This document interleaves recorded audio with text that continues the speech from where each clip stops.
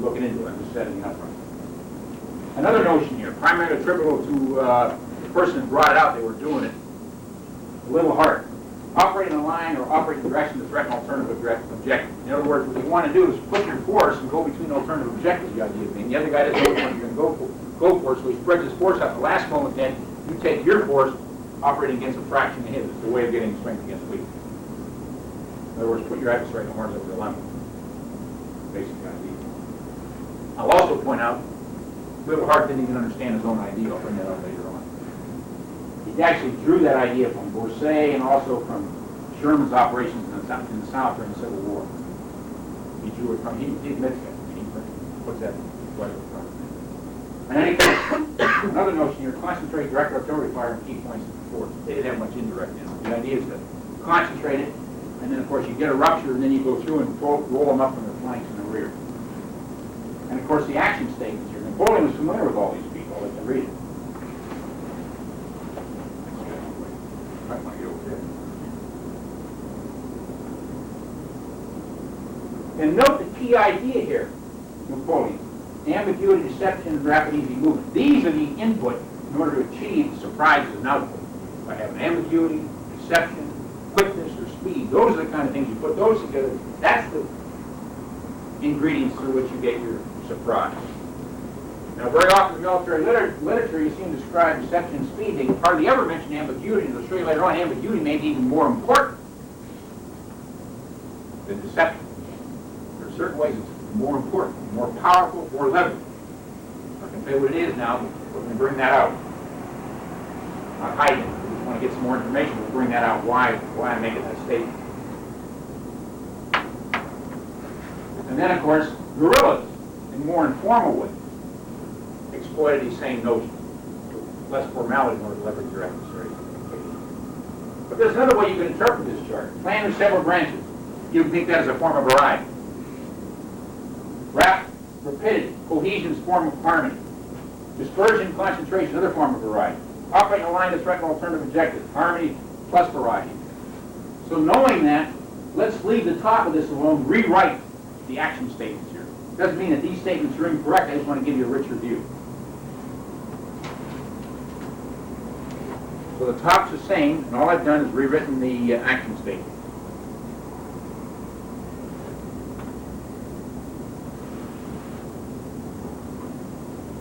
And particularly the negative side, you see the power.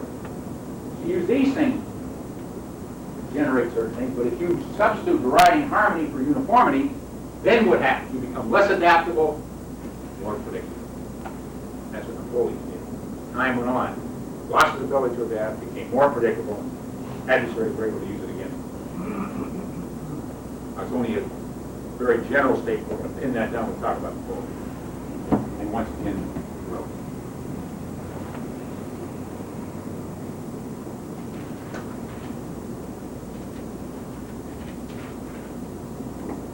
So the impression I want to leave you with then, with all these gentlemen, Sun Tzu, Sachs, Bourset, etc., those ideas are home with either regular or guerrilla work. Now, why do I make that point? Because very often we like to draw very sharp distinctions between regular warfare and guerrilla warfare on the other hand. That's not too useful, because remember, there's many notions are similar in both. What I'm going to do is I'm going to show you both regular warfare and guerrilla warfare. We'll keep track and show you how one interconnects with the other to become both. Sometimes we draw very sharp distinctions and we get lost, so to speak. We don't want to get lost. I think it'd be a good time to take about a 5-minute break. We'll come back to the point to do that. You want to take about a 5-minute break? We'll come back. That's nonsense. Because the only way you really generate many of these options, I've been in the design business, you have to take you have to put assumptions in your math, your algorithms and that, and there's other things you leave out because they're hard to measure. So just because it's hard to measure doesn't mean it isn't important. If we have some of our science engineering majors, well, I can't measure it. I mean, because you can't measure it's unimportant.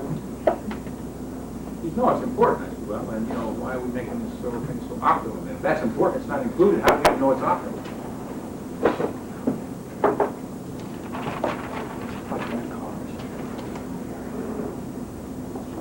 And design something in cars.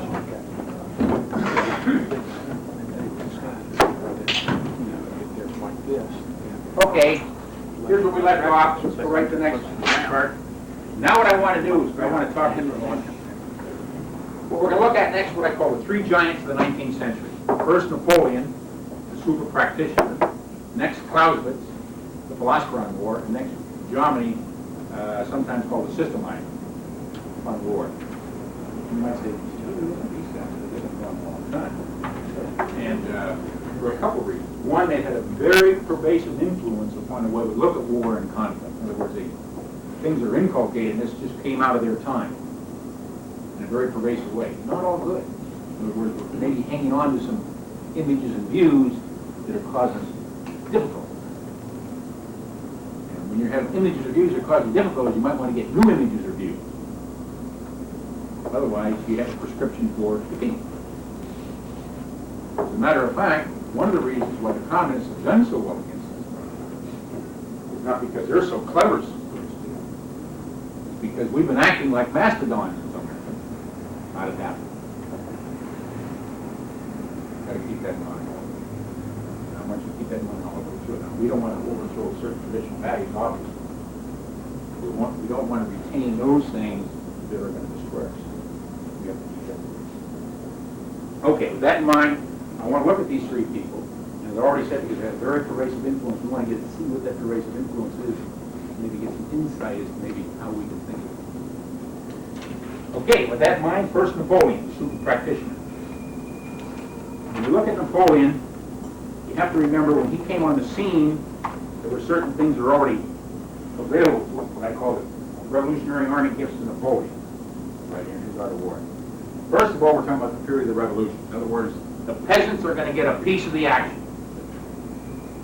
instead of being just robots or nuggets for somebody else's enterprise. So they're morally, spiritually, have all kinds of energy, dynamism. In other words, they want to play. So you have that going for you. You want to capture, you want to use that. Second, the so-called subdividing an army into self-sustaining components. Today we call it the divisional concept. It showed up at that time. It showed up even before Napoleon. The so-called divisional concept. Why is that important? Think of two armies fashioned together here, like I'm doing with my hand. Then you have one that separates out into divisions, with intervals in between. They can get at the flanks and rear and literally pull the other army apart because it's very unadaptable, very quick. Of course, you have to have a good commander to do that. But remember, Napoleon was a good commander. Third, go this one. Here I'm in essence saying poverty is a virtue. Instead of depending upon these heavy resupply columns and resupply efforts, they're literally living off the land. So you move at a much faster tempo, a much faster pace. So from that viewpoint, revolutionary armies operate at a very fast pace. And in that sense, poverty was a virtue. This one you see very often in literature, the so-called rapid march associated with 120 versus the sometimes called the revolutionary quick step, Napoleon quick step, 120 versus 70 steps per minute. The reason why I put those quotations around it, I'm not sure I believe that. You know, it's like a contractor's brochure.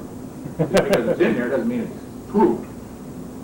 The point is, the idea is correct. Whether it's 120 or something else, the point is if you loosen people up, they can operate at a faster tempo or pace. You keep them tight, it's more difficult to do so. So whether the numbers are correct or not, the basic idea is correct.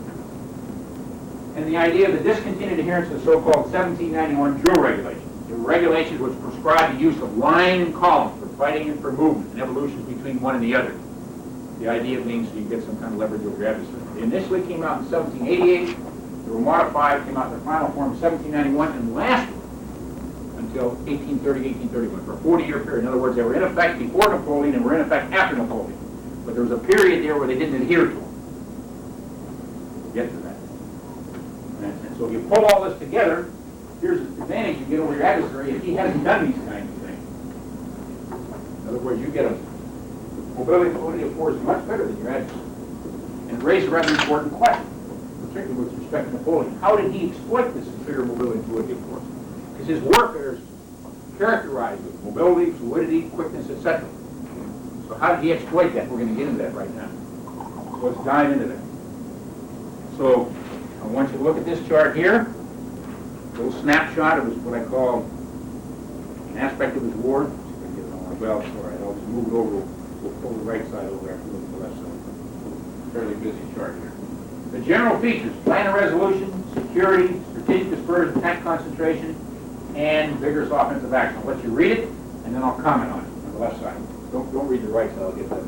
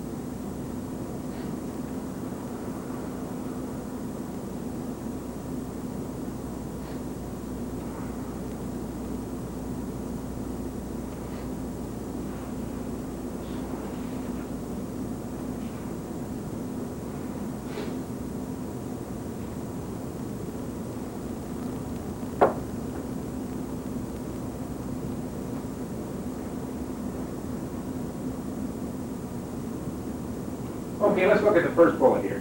Know what's going on here, all these kinds of things he's doing. The idea is to find out what his adversary is not up to, so he can kind of by hypothesis figure out what he's up to. In other words, the basis for not only simplifying his own way he operates, but also removing uncertainty with respect to his adversary. In other words, sort of an inverse forsake. Note his ideas on security. All the different kinds of things he's doing. The key idea is to cloak or mask his movements vis-a-vis his adversary. So he's doing all these kinds of things, is indicated here. So in that sense, you can think of his security as being a chain for his vigorous offensive, which is his chief. It's the way it can be thought. I'm showing you some other ways you can think of it. Now, note this third bullet here, which I've depicted as strategic dispersion and tactical concentration. For you people who have read the Napoleonic literature, you usually just see it described differently. They'll describe it as assembly and concentration. Then you have a hard time, what does it mean, the difference between assembly and concentration? When you read into it, you find out what he's doing initially, keeping his forces spread out, with intervals in between. As they start closing down, they start getting tactical concentration, so it's an initial strategic dispersion followed by a tactical concentration. In other words, you get a sharper distinction, a better way of describing it. Know what's happening here, describe it. They have these large intervals, they start closing in and get a better picture, then they, with a large fraction of their force, pounce upon a small fraction of their adversary. In other words, a way of getting strength against weakness. Plus the fact that their very movements here, irregular and rapid fashion, it has another notion of security. In other words, it acts as a cloaking or masking or amorphous kind of movement too. Hard to keep track of. Remember, if you think back to Udu, if you don't get a good observation, your orientation's screwed up, your orientation's screwed up, your decision's screwed up, your decision's screwed up, your action's screwed up. So if you screw a guy's observations up, then you've corrupted his Udu. And once you've got that corrupted, you got things working your way. Okay, and then the fourth point. The idea of a vigorous offense. Basically what it was to grab the initiative and have his adversary not react quick enough so he's a step or two inside them and gradually pulling their adversary apart. So he can't cope, can't keep up, not adapt, and start coming unglued. Okay? Now, his theme with respect to those general features, the idea of using what you see very often in literature, a single or unified line of operation. Now, don't think of it as a line per se in a map, some people do. What you really think of in terms of a line, remember these units are spread out adjacently and also longitudinally. It's a line only in the sense they're trying to operate in a concerted or coordinated manner. Only in that sense. It's like a line of reasoning. You get different kinds of things, but that doesn't mean you're a party line. But that doesn't mean that you're trying to do things along a very narrow or rigid line. Now, very often it's depicted that way. It's an unfortunate use of words, but that's what's done. So don't think of it that way. So you think of many lines which are operating in a concerted way, so in that sense it's a single line or a line of operation when you read that literature. The other thing is the idea is to try to grab your adversary's communication. The basic idea by doing that is cut his line of communication, seize his line of communication, isolate his forces. So he can't get resupplied, he can't get reinforcement. Also to force him to fight under unfavorable circumstances. Plus, think of it yourself. If you're in a force, you get cut off, kind of blundered.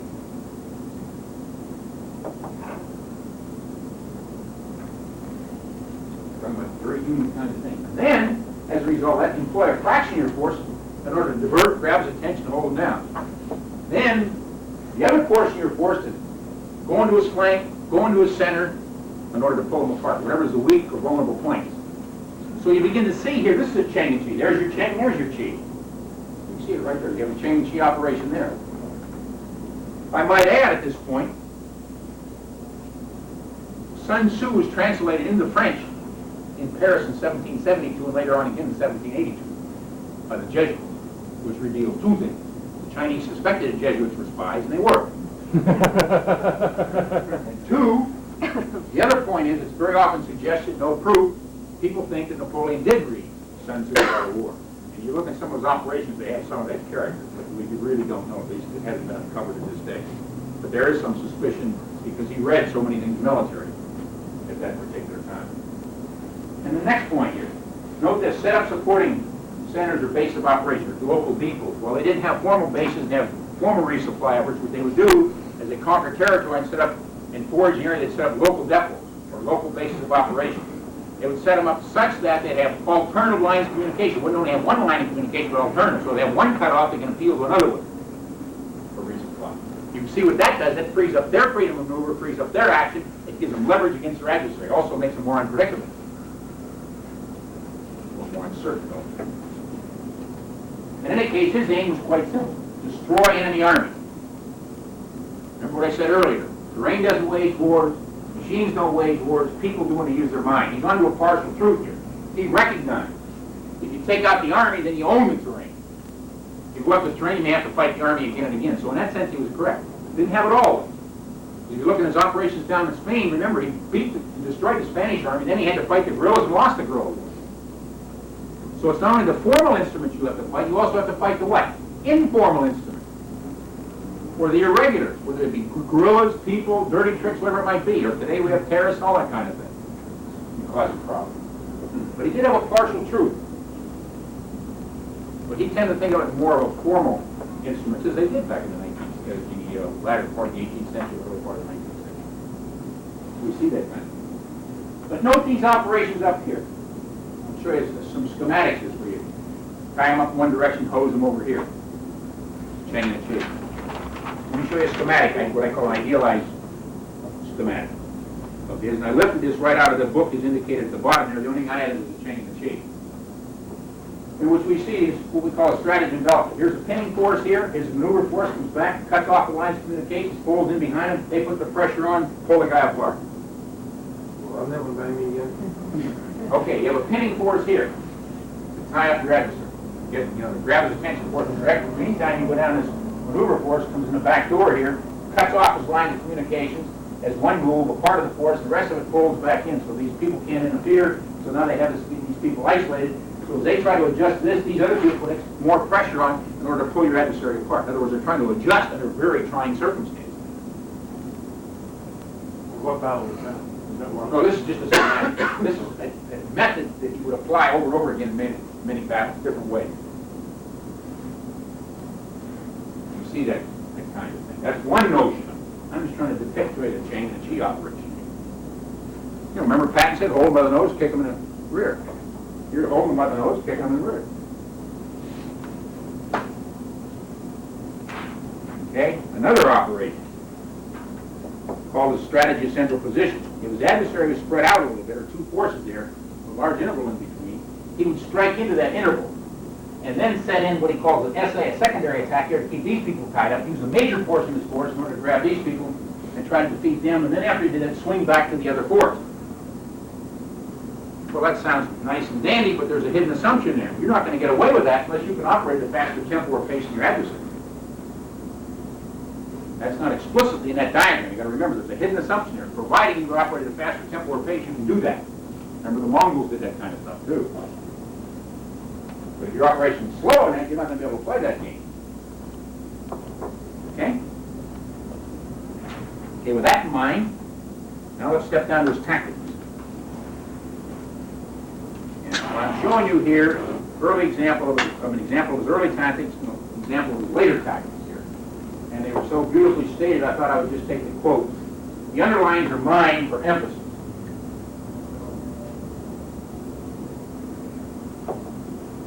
Now, I'll let you read both these, and then I'll comment on it. For your information, both ears mean sharpshooters or skirmishers.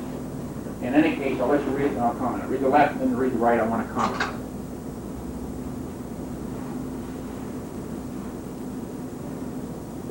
One other point. Remember, this didn't happen all of a sudden. Over time, shifted to this kind of a mode.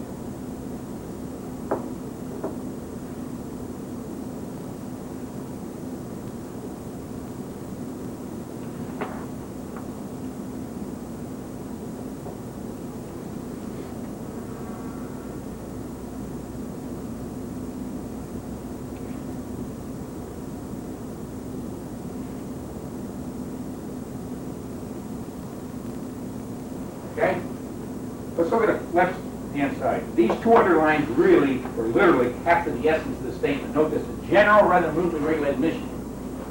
If you have a general rather than minutely regulated, what happens? If you have a minutely regulated, you lose your ability to adapt, you become very predictable. It's hard to change. General mission, you become more adaptable, less predictable. That's the key idea there.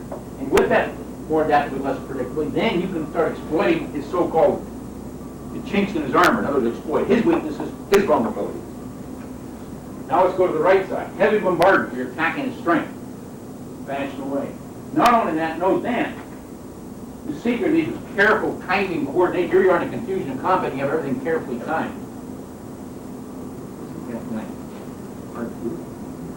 Most often isn't done, even when you want to do it. So now you're putting up a situation where you have careful timing in a very confused situation. It's a very difficult thing to do. Another guy, remember, he's adjusting to you too.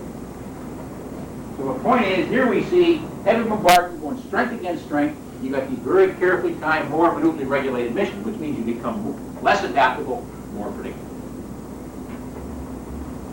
But the only way you can do that, you have to put yourself in do very predictable things at lower and lower levels. I'll point out. In any case, that's my essential point. Fluid and adaptable on the left, less fluid, less adaptable on the right. More unpredictable on the left, more predictable on the right.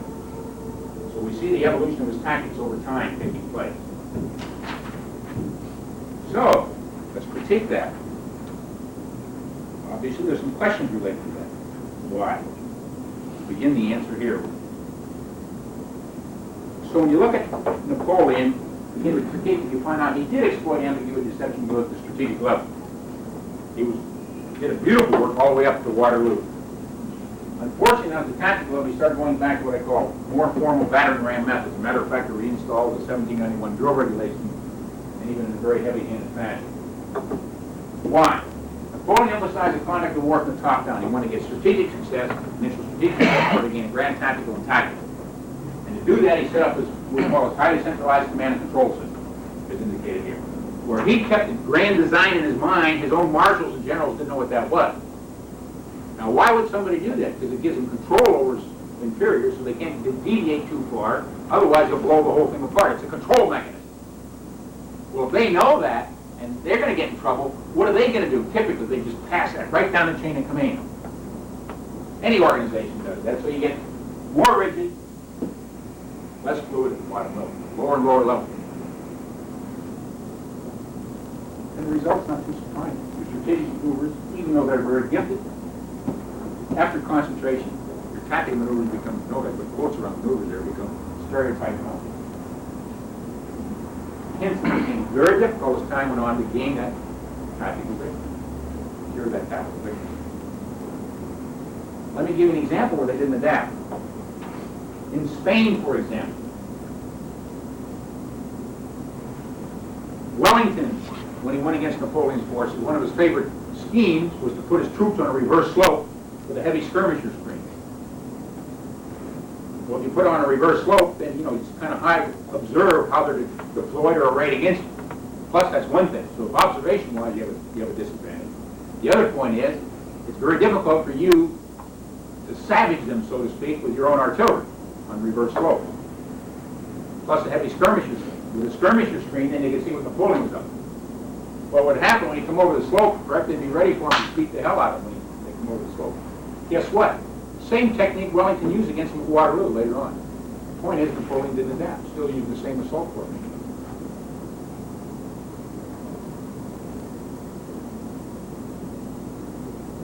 Very important. Same kind of repeatability. Get in there. Just keep that in mind. So partial critique so far will actually make it more involved after we look at Clausewitz and Jomini. Remember, Clausewitz and Jomini came out of the Napoleonic period. In a sense, they were trying to articulate the type of warfare that Napoleon was trying to wage. In any case, the point. Strategic fall followed by stereotype and ruinous tactical assaults. In other words, I give him credit at the strategic level, knock him a bit down at the tactical level. Because you become obvious, less adaptable, more predictable. We see that over and over. Okay, with that in mind, Let's look at Clausewitz, the philosopher of war. And what we find out, he dwelled very heavily upon the character and nature of war. And he comes up with the same statement. War is an act of policy, uses violence to impose one's will upon another. In other words, if you think about that, you recognize you've got an opponent you're working against, not just some inanimate object. Matter of fact, he makes the point. Duel or act of human interaction directed against an animate object that reacts. You're not sure of it. And if you don't know that, that adds what he calls uncertainty.